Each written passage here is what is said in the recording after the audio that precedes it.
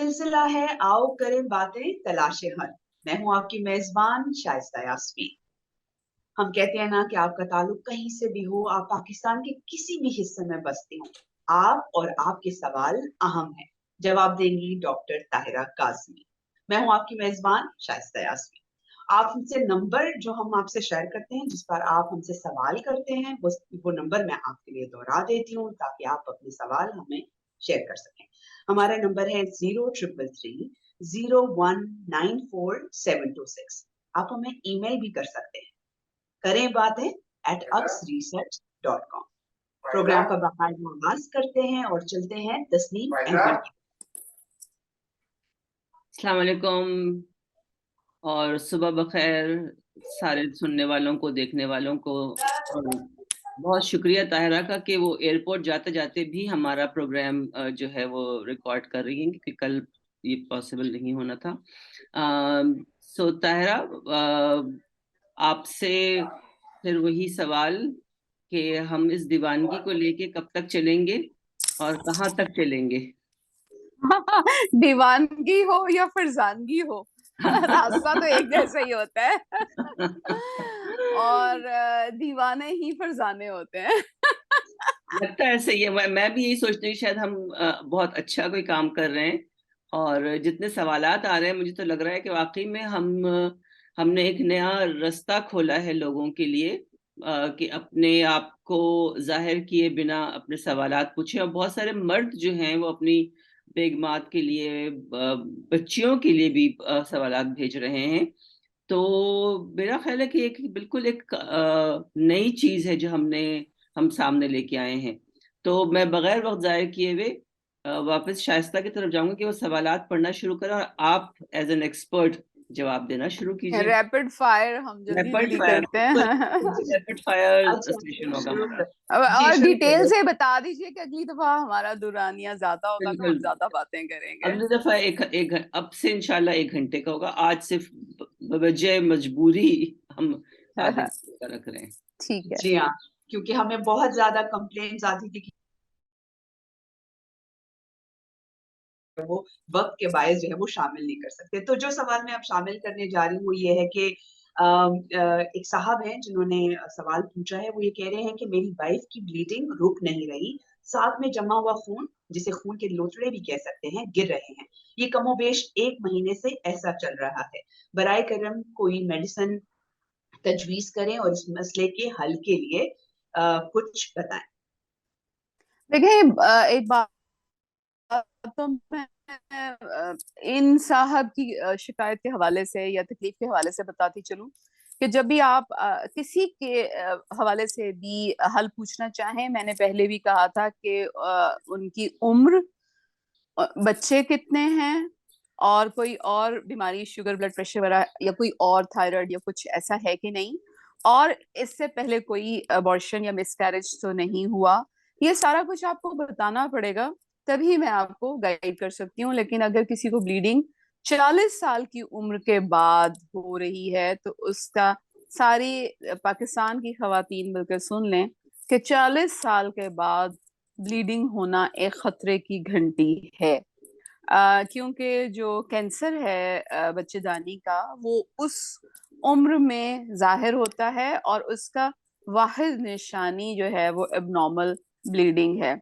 40 से पहले चूंकि इतना ज्यादा इसकी शरह नहीं है, इसलिए 40 से पहले दवाइयों से इलाज किया जाता है, और 40 के बाद जो है वो डीएनसी करा के अंदर से उसका जो भी मवाद निकलता है उसे लेबोरेटरी में चेक लाजमी करवाएं।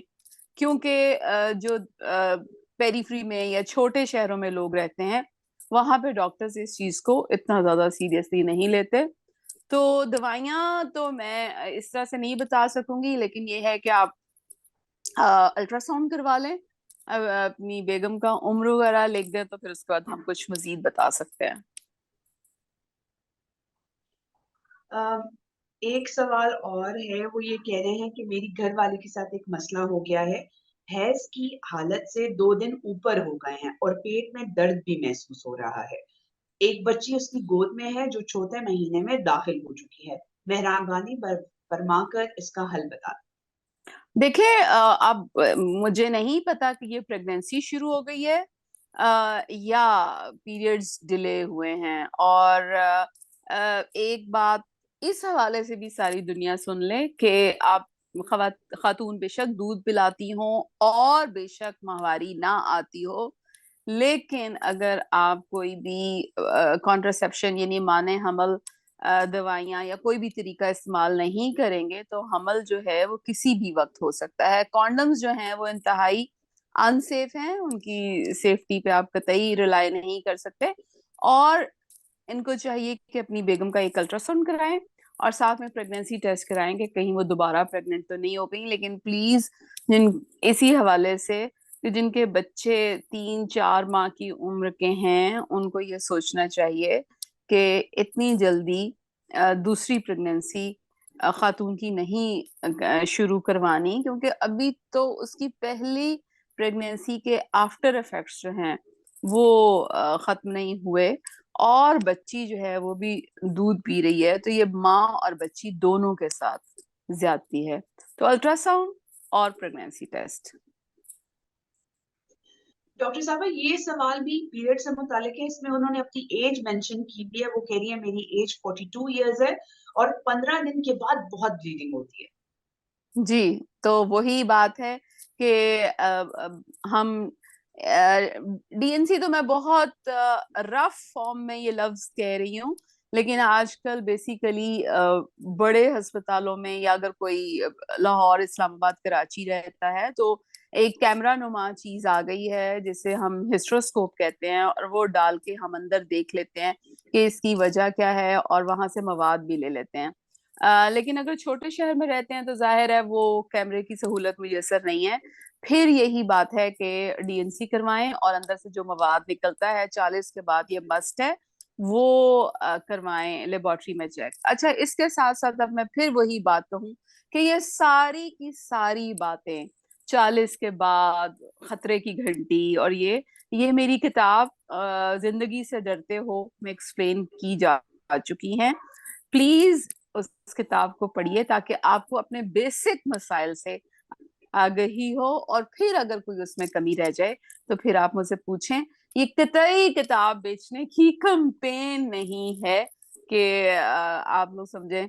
मुझे उस किताब की कि उससे हासिल होने वाले जो भी रकम है उससे कोई दिलचस्पी नहीं है। 500 रुपए की वो किताब है। अब आप सोच लें इतनी कि सस्ती कागज रखी से है आपने लेके, वो किताब। जी, कागज से लेके, छपने से लेके, पब्लिशर से लेके, तो आप सोच लें कि वो किसके हिस्से में क्या आता होगा। वो बेसिकली अवाम के इंटरेस्ट के लिए है और इसमें माहवारी से रिलेटेड 52 मजमून हैं जो इसी तरह की चीजें जो हैं वो कवर करते हैं। तो अगर आपको अपनी सेहत और वो लिखी इसीलिए गई है कि 80% औरतों को माहवारी से मुतल्लिक प्रॉब्लम्स होती हैं और जिंदगी के हर हिस्से में होती हैं। तो प्लीज वो किताब पढ़िए ताकि फिर उसके बाद हम उससे आगे चलें। ये साहब हैं, वो पूछ रहे हैं मेरी बीवी के साथ क्या मसला हो सकता है। बच्चे पैदा होते हैं, अगर पैदा नहीं होते, अगर हो जाएं तो बचते नहीं हैं, मर जाते हैं। 2 से 3 साल तक तो अमल ही नहीं रहता। बच्चादानी बंद हो सकती है या कोई और मसला है। अब ये हमें नहीं उन्होंने बताया कि जो मिसकैरेजेस हैं वो कितने महीने में हो रहे हैं, कितने हो चुके हैं, कोई दरमियान में जिंदा औलाद उनके पास मौजूद है कि नहीं। उसके बाद फिर अगर मिसकैरेज नहीं तो जो 9 महीने में बच्चा पेट में मर जाता है वो भी कोई हुआ है कि नहीं। और उसके बाद पैदा होने के बाद बच्चे की मौत हुई है। तो इन सारी में इसलिए इन बातों को मेंशन कर रही हूँ कि इन सब की वजूहात तकरीबन अलग-अलग दायरे में आती हैं। अगर पहले 3 महीने के अंदर बार बार हमल गिर जाता है, या 3 महीने के साथ साथ 6 महीने में या 7 महीने में बच्चे की मौत वाकया हो जाती है, तो नॉर्मली तो हमारे यहाँ उसे सारे कहते हैं अठरा। और बड़ी मजे की बात यह है कि ये टर्मिनोलॉजी साल हर साल से चलती आ रही है, लेकिन किसी को ये नहीं पता कि ये है क्या अठरा। और मैंने फिर इसी तरह ये डायग्नोज की कि ये जिसे हम रिकरेंट मिसकैरेजेस कहते हैं या अनएक्सप्लेन्ड, मतलब आप मुझे अंग्रेजी के एक दो लफ्ज ये बोलने पड़ेंगे, या ऐसी बच्चे की वफात जिसकी वजह ना मालूम हो सके, वो सब लोग 18 के जुमरे में डाल देते हैं। होता ये है कि खातून के जिस्म के अंदर ही कुछ ऐसे कीमियाई मादे पैदा हो जाते हैं जो उस प्रेगनेंसी को ठहरने नहीं देते, लेकिन इसका हल मौजूद है। सादा सा हल, इंजेक्शंस लगते हैं और गोलियां दी जाती हैं।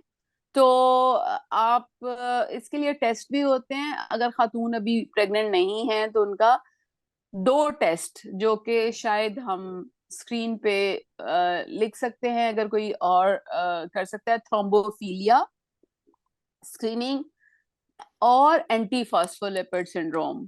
ये दोनों टेस्ट बड़ी लेबोरेटरी से होते हैं। और अगर पिछली प्रेगनेंसी को 3 महीने से ऊपर हो गया हो तो ये दोनों टेस्ट करवा लें। बहुत ज्यादा मतलब कभी ये पॉजिटिव आता है और कभी नहीं भी आता, क्योंकि सब क्लिनिकल सिचुएशंस भी होती हैं, यानी उस पैरामीटर पे पूरा नहीं उतरता, लेकिन इसका इलाज मौजूद है। और आपको एक अच्छी गायनोकोलॉजिस्ट की जरूरत है, क्योंकि ऑनलाइन मैं आपको दवाइयां नहीं बता सकूंगी। तो टेस्ट करवा के भेज दें तो शायद हम आपको मैसेंजर में कोई अलहदा से मैसेज भेज दें, तो इट विल बी इफेक्टिव। एक और सवाल जो मैं शामिल करने जा रही हूँ, ये कह रही है कि मैं हमल से हूँ। पहले 3 महीने कहते रहे कि अनवाल नीचे है, फिर अगले 3 माह कहते रहे कि जी अनवाल ठीक है, पानी ज्यादा है। आज 9वां महीना शुरू है, मुझे कल से पेशाब करते हुए कुछ महसूस हुआ। आज जाके चेकअप कराया तो रसोली है जो सर्वाइकल के मुंह पर भी नजर आ रही है। डॉक्टर कहती है कि ये अगर इस रास्ते से हट गई तो नॉर्मल डिलीवरी वरना ऑपरेट। अल्ट्रासाउंड करवाती रही हूँ, नॉर्मल स्कैन भी हुआ तो रसोली शो क्यों ना हुई? इसका क्या हल होगा? मैं बहुत परेशान हूँ।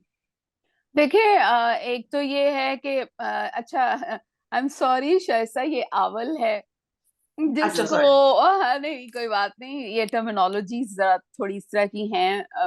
मैंने खुद सीखी है उर्दू में कहने के लिए।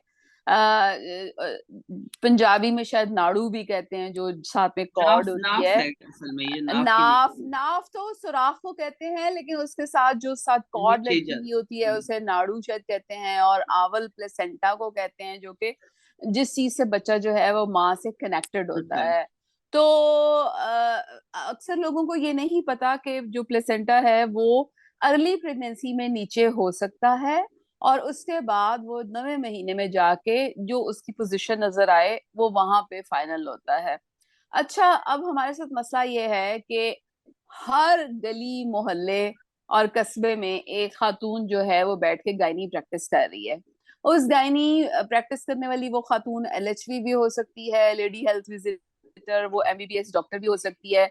अच्छा, और अब मैं आपको बता दूं कि इसमें like it's a bad luck for you कि आपका हेल्थ केयर सिस्टम बहुत ही कमजोर है। और जो लोग गायनी प्रैक्टिस कर रहे होते हैं, अनफॉर्चुनेटली उनके पास बहुत थोड़ी नॉलेज होती है।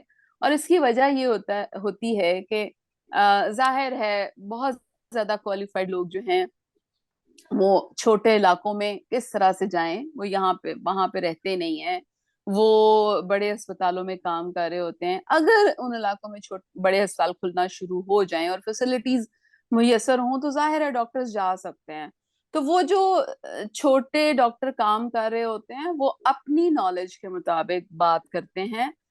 इसका वाहिद हल मुझे ये समझ आता है कि आप सब नॉलेज को अपना हथियार समझिए, पढ़ना शुरू कीजिए, और ताकि जब आप डॉक्टर के पास जाएं तो आपको बेसिक इंफॉर्मेशन इतनी ज्यादा हो कि आप डॉक्टर के कान खा सकें और उससे सवालात की भरमार कर सकें कि ये क्यों है वो क्यों है। दूसरा चीज आपने जो बताई थी कि सर्विक्स पे रसोली नजर आ रही है, मुझे नहीं पता उन्होंने आपका अंदरूनी मुआयना किया है या अल्ट्रासाउंड पे बताया है। सर्विक्स पे अगर कोई रसोली हो तो वो अंदरूनी मुआयने के बगैर नजर नहीं आती, वो अल्ट्रासाउंड पे कहना बहुत मुश्किल होता है। और मुझे साइज भी नहीं पता कि आप कि किस साइज की रसोली है, टाइप भी नहीं पता किस साइज की रसोली है, तो बुराए मेहरबानी जब आप डॉक्टर से ये मैं इसलिए आपको एजुकेट होने का कह रही हूँ कि जब आपको डॉक्टर बताए रसोली है तो आप उससे साइज पूछिए। आप उससे पूछे गेंद जितनी है, अंडे जितनी है, लीमू जितनी है, छोटे माल्टे जितनी है, बड़े माल्टे जितनी है। ये वो टर्मिनोलॉजी है जो हम लोग यूज करते हैं, लेकिन डॉक्टर्स पता मतलब जो भी क्वालिफाइड होगा वो ले पर्सन को समझाने के लिए ये करेगा। फिर उसके बाद ये है कि वो कहाँ पे है, आप उससे सर्विक्स पे जो पोजीशन है उसको समझने के लिए आप ये मैं आपको सिखा रही हूँ। हो सकता है अगली दफा ड्रॉ करके बताऊं कि घड़ी बना लें और फिर घड़ी पे 1 2 3 4 5 जो 12 है वो लिख दें, तो फिर आप उसको बताएं, पूछेंगे किस पोजीशन पे है, 3 बजे वाली, 6 बजे वाली पोजीशन, 9 बजे वाली पोजीशन या 12 बजे वाली पोजीशन। वो एक दो भी हो सकता है, ये हम घड़ी से रिलेटिवली समझाते हैं। अच्छा, तो फिर पता चलेगा कि वो उसके बाद बच्चा हो सकता है कि नहीं। और आपने मुझे ये भी नहीं बताया कि आपका पहला बच्चा है, दूसरा है, कितना है। पहला बच्चा पैदा करना मुश्किल होता है क्योंकि उस दफा दर्दें भी जो हैं वो उस तरह से नहीं आती, और यानी बॉडी जो है उसको आइडिया नहीं होता कि किस रास्ते पे चलना है। तो आप थोड़ी सी इंफॉर्मेशन और दे दें तो फिर शायद हम अगले प्रोग्राम में इस सवाल का अच्छी तरह जवाब दे सकें।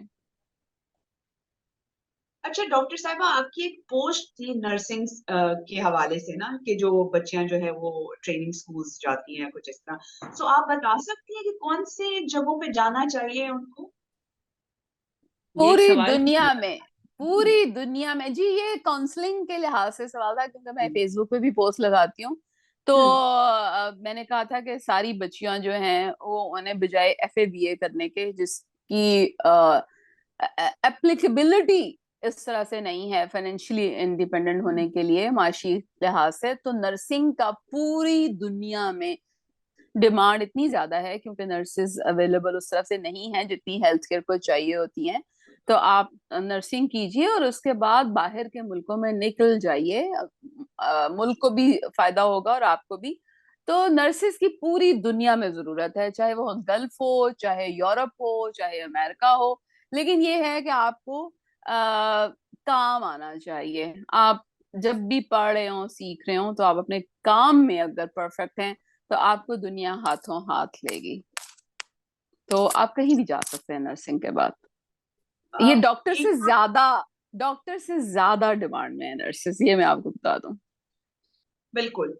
डॉक्टर साहब, ये एक और सवाल भी आया, वो ये कह रही कि ऑपरेशन से पहले जो कमर में इंजेक्शन लगाया जाता है और बाद में माहवारी के दिनों में उसकी वजह से शदीद तकलीफ और दर्द का सामना करना पड़ता है, इसका क्या कोई हल है? मरीज की उम्र 25 साल है, गैर शादीशुदा, माहवारी के दर्द की वजह से डॉक्टर ने रसोली का बोल के ऑपरेशन किया था।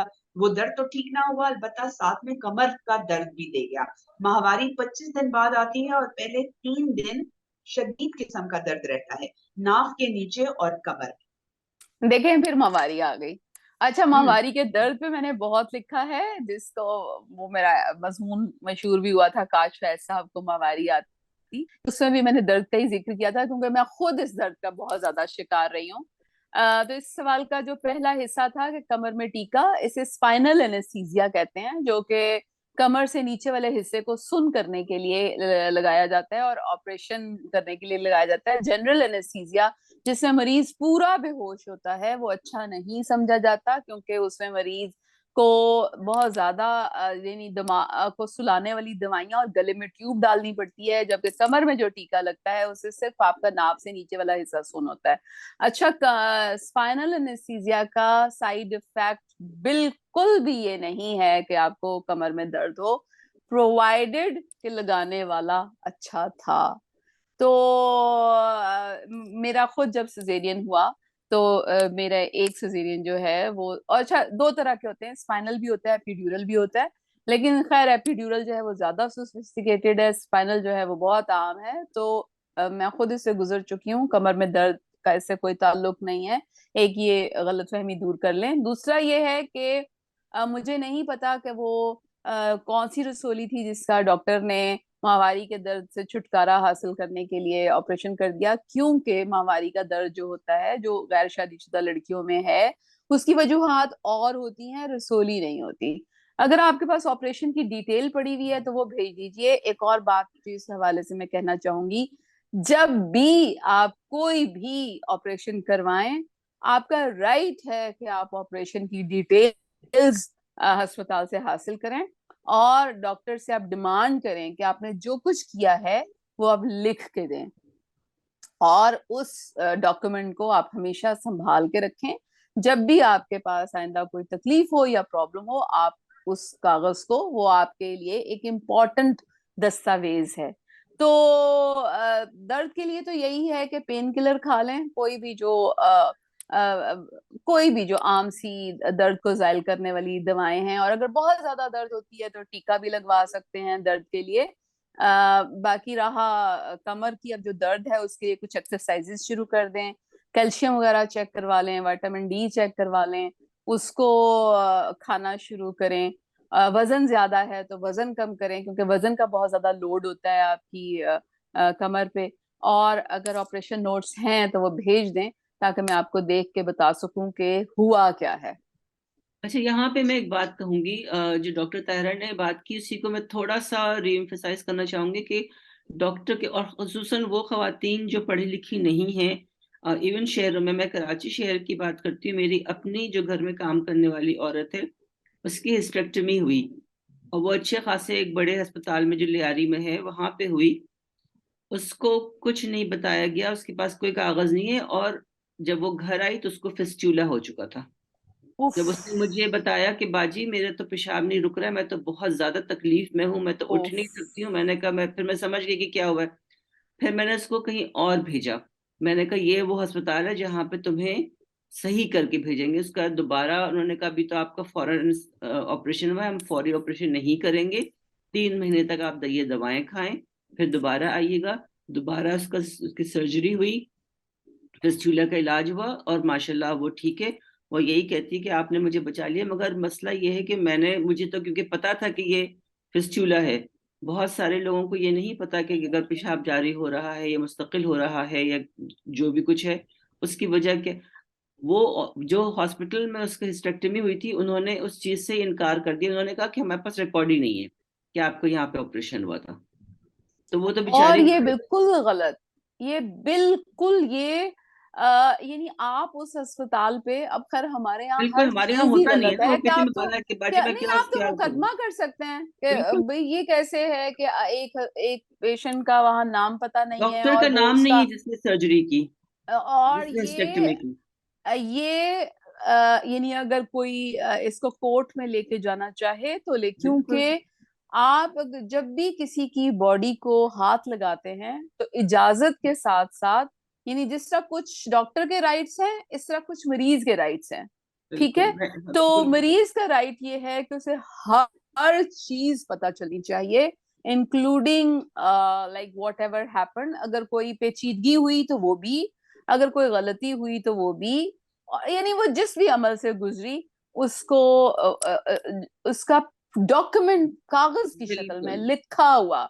लेकिन मैं डॉक्टर का आपको नाम तक बताऊं, नहीं है वहां पे कि किस डॉक्टर ने सर्जरी की थी, तो वो बेचारी क्लूलेस थी कि अब मैं क्या करूं। तो मैंने कहा फिलहाल तो तुम अपनी जो नई तकलीफ है उसका अजाला करो, उसके बाद आगे देखते हैं कि फिर हम क्या कर सकते हैं। हमारा मगर हेल्थ ये एक केयर केस नहीं सिस्टम, है, ये शुमार, और हम ये कराची शहर का केस है, तो गांव देहात हमारा की बात। हेल्थ हेल्थ केयर सिस्टम इतना टूटा फूटा है, बिल्कुल, इतना टूटा फूटा है कि अगर मैं इसे ये कहूं कि ये है ही नहीं सिरे से। बस सिर्फ यानी वो क्या कहते हैं कि हिट एंड ट्रायल पे चीजें हो रही हैं, लोगों को अपने राइट्स का नहीं पता। और इसकी बेसिक वजह खाली डॉक्टर्स नहीं है, इसमें कसूर लोगों का भी है। अपने आप को एजुकेट क्यों नहीं करते? सोशल मीडिया है, आप इसमें सारा दिन बैठ के वीडियोस देखते रहते हैं, खवातीन और मर्द हजरात भी, और अल्लम गल्लम चीजें जो हैं वो कर रहे होते हैं। आप अपनी जिस्म के लिए, अपनी सेहत के लिए, अपने सर्वाइवल के लिए इससे सीखना क्यों नहीं शुरू करते हैं? बिल्कुल, और मुझे यही तकलीफ बहुत सालों से है। मैं इसीलिए जो आपके साथ ये जॉइंट वेंचर है, मुझे भी इसलिए मजा आ रहा है कि ये वो बातें हैं जो मैं साल हर साल से करती आ रही हूँ कि जब तक कोई भी फरिश्ता नहीं आएगा, कोई भी ऊपर से मदद नहीं आएगी, आपको जिस तरह अपनी रोटी खुद कमा के अपने पेट में डालनी है, इसी तरह आपने अपनी सेहत का भी खुद ही ख्याल रखना है और खुद ही सीखना है।